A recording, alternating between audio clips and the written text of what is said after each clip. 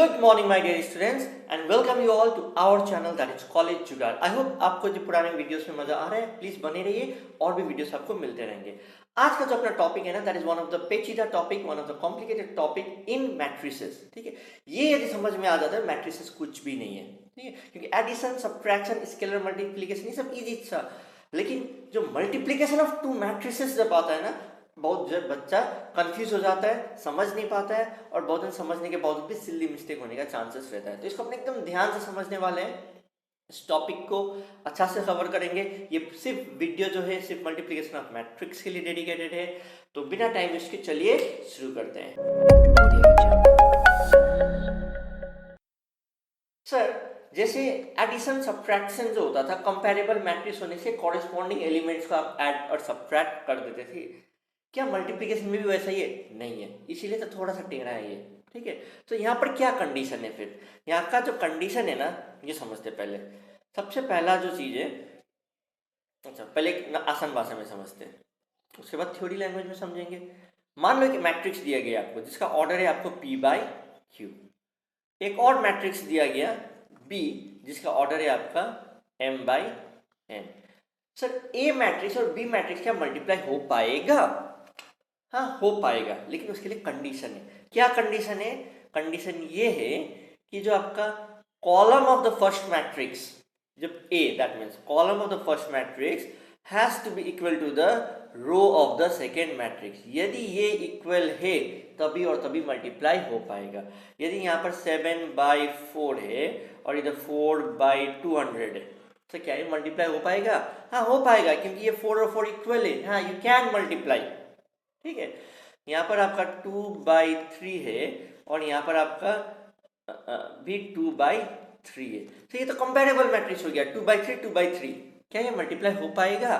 नहीं हो पाएगा बच्चों। क्यों नहीं हो पाएगा? क्योंकि ये और ये इक्वल नहीं है, तो मल्टीप्लाई नहीं हो पाएगा। समझ में आ रहा है? तो दो मैट्रिक्सेस को मल्टीप्लाई हो पाने के लिए जो सबसे प्राइमरी कंडीशन जो है, सबसे मेन कंडीशन जो है, column of the first matrix has to be equal to the row of the second matrix. ठीक है, ये क्लियर हो गया? हाँ सर। नेक्स्टली इसके बाद ना अपने रिजल्टेंट मैट्रिक्स के बारे में कुछ बोल सकते हैं। सर क्या बोल सकते हैं? सर इसके ऑर्डर के बारे में अपने कुछ बोल सकते हैं। तो रिजल्टेंट मैट्रिक्स जो होगा ना उसका जो ऑर्डर होगा वो होगा पी बाई एन। कैसे? Sir row of the first matrix by column of the second matrix. तो ये जो मैंने थोड़ा सा विजुअलाइजेशन जो देने का ट्राई किया ना, जो ऐसे बना के, इसके आपके साथ दिमाग में कुछ बैठ जाए, क्योंकि बॉक्स जो है ना क्यू और एम के बीच में ही बन पाएगा। इसका मतलब क्यू और एम को इक्वल होना पड़ेगा। ठीक है, तभी आपका क्या हो पाएगा?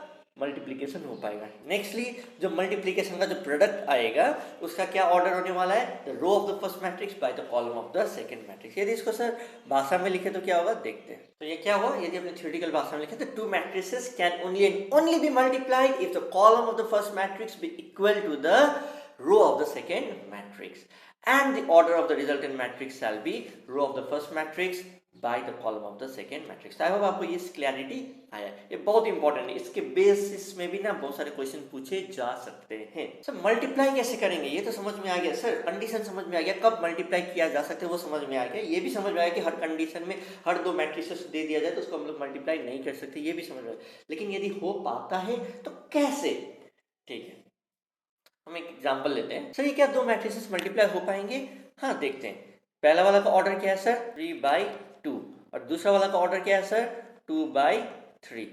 हाँ सर ये मल्टीप्लाई हो पाएगा क्योंकि 2 और 2 इक्वल है। और आप लोग जो रिजल्टेंट मैट्रिक्स है उसका ऑर्डर भी बता पाएंगे, दैट इज 3/3। ये भी अपने क्लैरिटी आ गया। देखते हैं 3/3 आता है कि नहीं आता है। तो हाँ सर मल्टीप्लाई तो हो पाएगा। सर कैसे मल्टीप्लाई होता है? ये मजेदार चीज़ है, क्योंकि यहाँ पर जो मल्टीप्लिकेशन है कॉरेस्पॉन्डिंग एलिमेंट्स का तो सवाल ही पैदा नहीं होता है, क्योंकि ये कंपैटिबल मैट्रिक्स है ही नहीं। ठीक है, तो मल्टीप्लाई कैसे करेंगे? देखो यहाँ पर ये जो रो है ना, row of the first matrix has to be multiplied and added with the elements of the second matrix. Sir क्या बोलना चाह रहे हैं? तब जाके आपके पास क्या आएगा ना, एक एलिमेंट आता है। हम बोलना चाह रहे हैं ए को पी के साथ मल्टीप्लाई करो तो ए पी हो गया, प्लस एडिशन करो फिर बी को एम के साथ, बी इंटू एम। ये सोल्यूशन करने के बाद जो आएगा आपका पहला एलिमेंट आया। नेक्स्ट सेम चीज आप क्या किसके साथ करोगे? दूसरे एलिमेंट के साथ करोगे, दैट इज क्यू और एन के साथ। तो यहाँ पर देखो A Q plus B N, same चीज अब किसके साथ करोगे आप, आर और ओ के साथ करोगे, जीरो नहीं है ओ है। So A R plus B into zero. अब ऐसे करके मेरा 3 एलिमेंट आया, फर्स्ट रो आया। सेकेंड में देखते क्या होता है। वैसे करके सर ये जो C और D है जो है ना, ये सेकेंड रो है, it has to be multiplied with the columns of the another matrix. तो C into P plus D into M, C into Q plus D into N। Same उसी तरीका से ये जो E एन F वाला है ये भी फिर दूसरा के साथ मल्टीप्लाइड होगा और उसका समीशन बनेगा। तो यहाँ पर क्या हो गया, E into P plus F into M, E into Q plus F into N, E into R plus F into O। ठीक है, तो ऐसे करके आपको जो सॉल्व कीजिएगा मैट्रिक्स आ गया। देखो मजेदार पार्ट, यहाँ पर कितने सारे हैं, 3 रोज है और 3 कॉलम्स। और ये तो अपने को पहले से ही मालूम था सर कि जो रिजल्टेंट मैट्रिक्स होगा उसका ऑर्डर जो होने वाला है 3/3 होने वाला। तो ऐसे मल्टीप्लाई किया जाएगा। नेक्स्ट कुछ लॉज है इसमें, अपने उसको समझते हैं लॉज में क्या क्या है। Sir commutative law, commutative law मतलब सर मल्टीप्लीकेशन में अब a इंटू बी आप कर रहे हैं, क्या ये b इंटू ए के साथ इक्वल होगा, नहीं होगा। This is non commutative in nature, एकदम गांठ बांध लो, it is non commutative in nature. देखो मान लो आपका जो ये मैट्रिक्स आया 2/3 है, पहला ए का जो ऑर्डर है 2/3 है, बी का जो ऑर्डर है आपका 3/5 है। ठीक है, तो क्या ये दोनों मैट्रिसेस मल्टीप्लाई हो पाएंगे, ए इंटू बी क्या मल्टीप्लाई हो पाएगा, हाँ हो पाएगा सर, क्योंकि ये 3 और 3 तो इक्वल है, ए इंटू बी मल्टीप्लाई हो पाएगा। लेकिन क्या आप b इंटू ए कर सकते हैं, देखो अब क्या होता है, b इंटू ए करेंगे तो क्या हो जाएगा 3/5 और 2/3।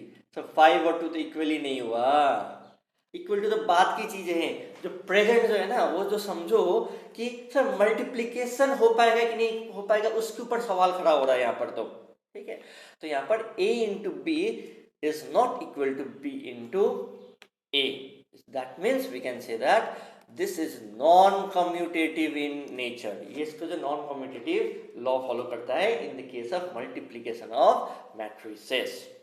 ठीक है, नेक्स्टली अपने समझते हैं एसोसिएटिव लॉ। एसोसिएटिव लॉ मतलब क्या होता है, जैसे आपको मालूम था ए को आप पहले बी और सी को मल्टीप्लाई करो, उसके बाद ए को आप बी और सी के प्रोडक्ट के साथ मल्टीप्लाई करो, उसका answer will be equal to आप ए और बी को मल्टीप्लाई करो, फिर उसको मल्टीप्लाई करने के बाद आप सी के साथ मल्टीप्लाई करो, सेम ही आने वाला है। तो एसोसिएटिव लॉ जो है ना मल्टीप्लिकेशन ऑफ अ मैट्रिसेस के केस में हाँ वैलिड है। ठीक है, नेक्स्ट डिस्ट्रीब्यूटिव लॉ क्या यहाँ पर वैलिड है, क्या हम यहाँ डिस्ट्रीब्यूटिव लॉ यूज कर सकते हैं। डिस्ट्रीब्यूटिव लॉ मतलब ए इंटू यदि मान लो बी प्लस सी है, तो क्या हम इसको ए इंटू बी प्लस ए इंटू सी लिख सकते हैं मल्टीप्लिकेशन के केस में ऑफ मैट्रिसेस, यस लिखा जा सकता है। तो एसोसिएटिव लॉ और डिस्ट्रीब्यूटिव लॉ क्या है आपका प्रॉपरली वैलिड है। ठीक है, next multiplicative identity. Multiplicative identity का मतलब क्या है, क्या वो नंबर है जो ए के साथ मल्टीप्लाई होगा तो आपका सेम ही आंसर आने वाला है, दैट मीन्स ए ही आने वाला है। तो ए के साथ आपका जो मल्टीप्लाई होगा दैट इज आई। आई का मतलब क्या है, identity matrix of the same order, identity matrix. ठीक है, सो आई के साथ यदि कोई भी एक मैट्रिक्स को मल्टीप्लाई किया जाए you will get the same number, somewhat like 4 के साथ 4 इंटू 1 करोगे 4 ही आएगा। तो वो 1 जो है वो है क्या है, multiplicative identity in normal algebra. और इन केस ऑफ मैट्रिसेस में भी आप क्या कर सकते हैं, आई को आप मल्टीप्लाई करेंगे दैट इज आइडेंटिटी मैट्रिक्स को आप मल्टीप्लाई करेंगे एक मैट्रिक्स के साथ, आपका जो आउटपुट आने वाला है सेम ही आने वाला है। ठीक है, ये भी अपने को समझ में आ गया सर। नेक्स्ट अपने समझने वाले मल्टीप्लिकेटिव इनवर्स। इनवर्स का मतलब क्या है कि ए के साथ क्या जो मल्टीप्लाई होगा जो कि आपका आंसर देगा आई, मतलब आई मतलब identity matrix, unit matrix A के साथ। तो ए के साथ मान लो ए के साथ यदि हम बी को मल्टीप्लाई कर रहे हैं तो ये ए का जो मल्टीप्लिकेटिव इनवर्स है वो क्या है, बी है। B is the multiplicative inverse, multiplicative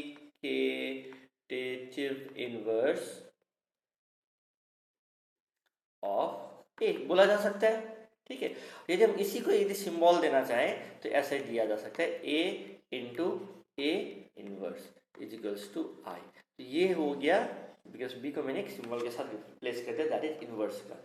so A inverse क्या होता है, एक ऐसा नंबर जो कि एक नंबर के साथ मल्टीप्लाई करे तो आपको रिजल्टेंट जो है वो क्या दे, आइडेंटिटी मैट्रिक्स दे। So I hope this part of video was clear, आपको समझ में आया मल्टीप्लिकेशन का कंडीशन क्या है, कंडीशन के ऊपर भी क्वेश्चंस आ सकते हैं, आपको कैसे मल्टीप्लाई किया जाए वो भी क्लैरिटी आया, commutative law, associative law, distributive law, ये सब कुछ प्रूफ करना पड़े और ये लॉ होते क्या है वो भी क्लियर आया। I hope you people are liking the video, please do like, comment, share and subscribe the channel and keep me motivated to make more and more videos for you people.